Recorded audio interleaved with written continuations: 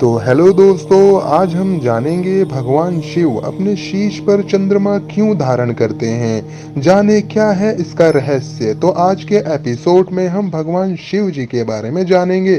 तो बने रहिए मेरे साथ आखिरी तक। भगवान शिव अपने शीश पर चंद्र धारण किए हुए हैं। उनकी जितनी भी तस्वीरें हम देखते हैं, उनके माथे पर चंद्रमा सजे नजर आते हैं। आखिर ऐसा क्यों है?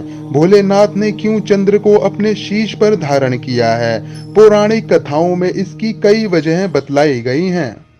देवों के देव महादेव भगवान शिव अपने शीश पर चंद्र धारण किए हुए हैं।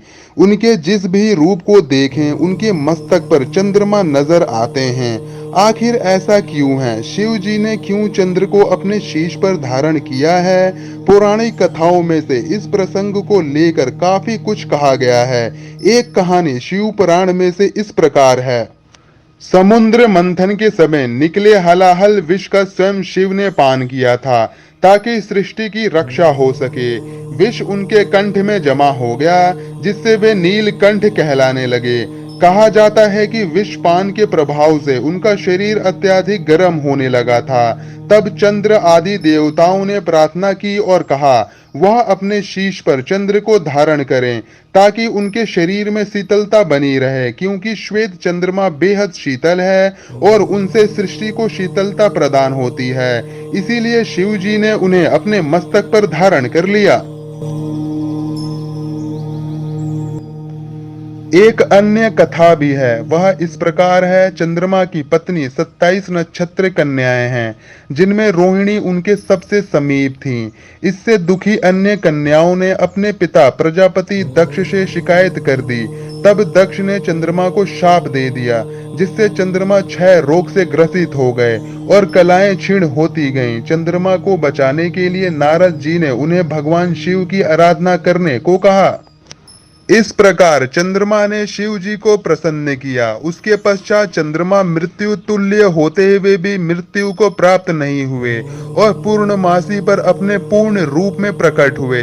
भगवान शिव की कृपा से चंद्रमा को अपने सभी कष्टों से मुक्ति मिली।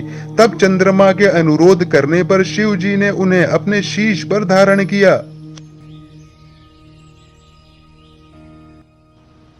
भगवान शिव जी ने चंद्रमा के अलावा गंगा मैया को भी अपने जटाओं में समाया हुआ है, जिसके बारे में हमने एक वीडियो बनाई है, जिसे आप जाके देख सकते हैं। और नाग देवता को भी अपने गले में धारण किया हुआ है, जिसके बारे में हम अभी बात करेंगे।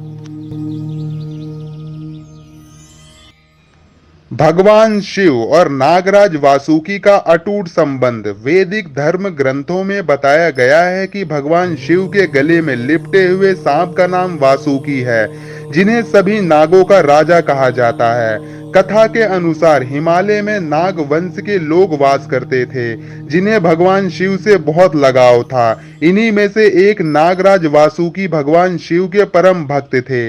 नागराज वासुकी की भक्ति से प्रसन्न होकर भोलेनाथ ने उन्हें अपने गले में धारण करने का वरदान दिया और तब से वह अमर हो गए।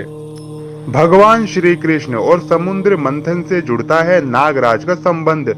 किंवदंतियों के अनुसार जब भगवान श्री कृष्ण को उनके पिता वासुदेव गोकुल ले जा रहे थे, तब नागराज वासुकी ने ही यमुना के तूफान में उनकी रक्षा की थी। इसके साथ जब देवताओं और दैत्यों के बीच अमृत प्राप्त करने के लिए समुद्र मंथन किया गया था, उस दौरान मेरु पर्वत को मथने के लिए वासुकी नाग का ही रस्सी के रूप में प्रयोग लिया गया था।